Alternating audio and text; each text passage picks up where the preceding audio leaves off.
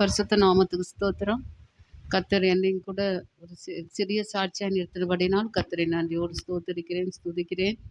நாங்கள் இருப்பதும் நிர்மூலமாகாதிருப்பதும் அவருடைய சுத்த கிருபையாக இருக்கிறபடினால நன்றியோடு ஸ்தோத்திரிக்கிறேன்.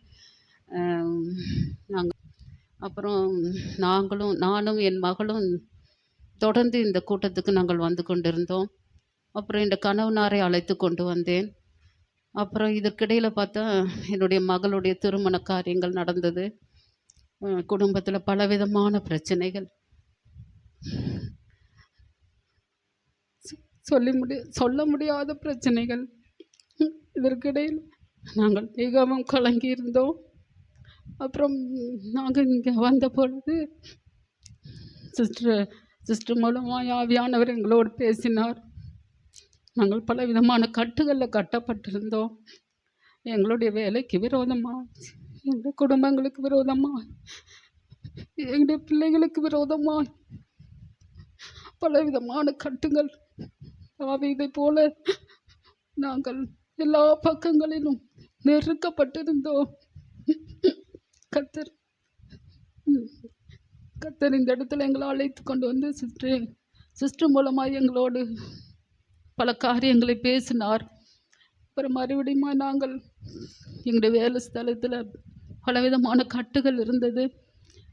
சிஸ்டர் அந்த இடத்துல வந்து அந்த கட்டுகள் எல்லாம் உடைத்தார்கள்.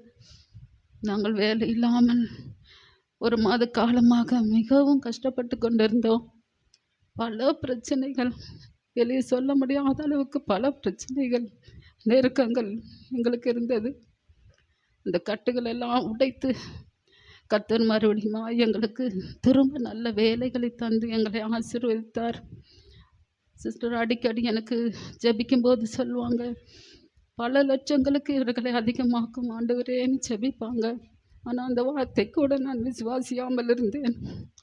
கர்த்தர் இப்பொழுது நல்ல லட்சங்களுக்கு அதிகமாக கர்த்தர் நல்ல வேலைகளை தந்து எங்களை ஆசீர்வதித்திருக்கிறார். இன்னும் எங்களுடைய குடும்பத்தில் காணப்படுகிற எல்லா விதமான கட்டுகள் இந்த கர்த்தர் எங்களை விடுதலை ஆக்குவார் என்று நாங்கள் நிச்சயித்து இருக்கிறோம். இன்னும் மட்டும் நடத்தின கர்த்தர் இனிமேலும் எங்களை நடத்தி அவருடைய மகிமையில் எங்களை காண கிருபை செய்வார் என்று சொல்லி என்று சாட்சி முடிக்கிறேன். கர்த்தருக்கு ஸ்தோத்திரம்.